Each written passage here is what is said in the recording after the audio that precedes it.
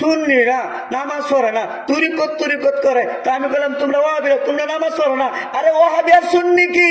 কবরে গেলে ওয়াহাবি আর সুন্নি বলবে না। তোমার ঈমান আছে কিনা, তোমার আকীদা ঠিক কিনা, তুমি রাসূলকে মানো কিনা, তুমি কোরআন মানো কিনা, তুমি হাদিস মানো কিনা, তুমি ইসলাম মানো কিনা, তুমি ওই আল্লাহর পথে চলো কিনা, এটা হলো কবরের ভিতরে জিজ্ঞাসা। বড় কথা ঠিক কিনা?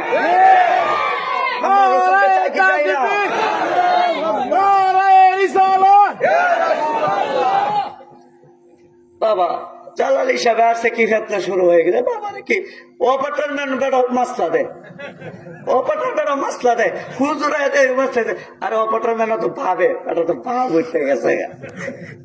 কথা কন এখন শুধু মাসলা করতেছে, নিজের হলে কোনো খবর নাই। মান আরাফা নাফসাহু ফাকাদ আরাফা রাব্বাহু। তোমাকে তুমি নিজে চিনছো না, তুমি আবার নামাজ করো। নামাজি নামাজের সরল পথে চল। কইতাম বাবা, ওরে নামাজি নামাজিরে সরল পথে আনতে পারে। ওরে যেই নামাজ তোর হইল না রে, সেই নামাজ পড়কে রে। বাবা মুরব্বী বাজান, আপনারা কইতাছে, আপনারা তো আমরা আগে সর্বদাই নামাজ পড়ছেন না বাজান?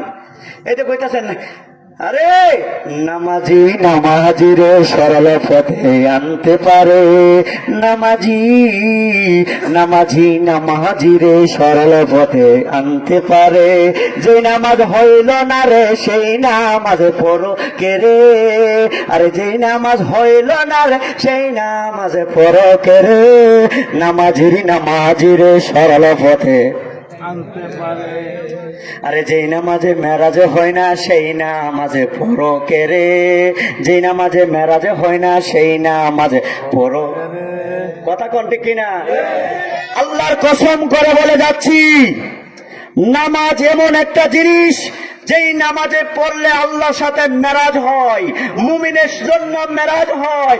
আল্লাহ বলতেছে, যখন নামাজের বিছানায় দাঁড়ানো হয়, আমি আল্লাহ কুদরতি পাও সামনে দিয়ে দেই, আর ওই পাওয়ের ভিতরে আমার মুমিন বান্দা যখন সাজদা দিবে, আমি আল্লাহ এই সাজদার বিনিময় 7 আসমান 7 জমিন রহ কলম সব যদি এক পাল্লায় রাখা হয়, মুমিন বান্দার সাজদা যদি আরেক পাল্লায় রাখা হয়, ওই মুমিন বান্দার সাজদার ওজন বেশি হয়ে যাবে।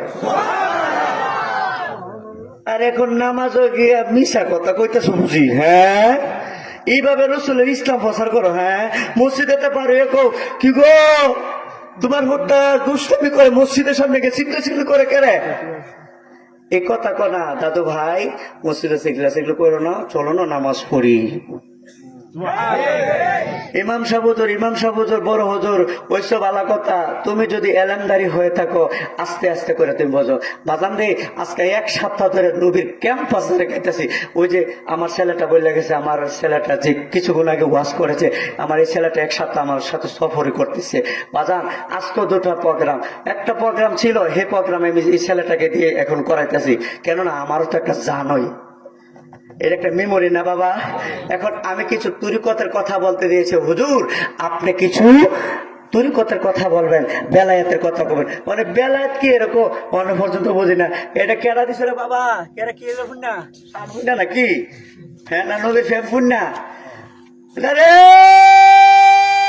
তাকবীর না রে রিসালাত। আমরা আল্লাহ মানি, রাসূলও মানি। এখন আমাদের কণ্ঠটা যে বাবা আল্লাহ রসুলের দয়ার গুণে আজকে 1 সপ্তাহ ধরে যদি করতেছি, যদি শরীর অসুস্থ থাকে, হ্যান্ডেলে মেধে যখন আসি, ছটা যখন দেখি, আমার সব কষ্ট দূর হয়ে যায়। প্রেমের বিষে ধরেছে গো যাহারে, আরে কি করিবে ও যাই তারে বিষে পরানে যায়, প্রেমের বিষে পরানে যায় রে।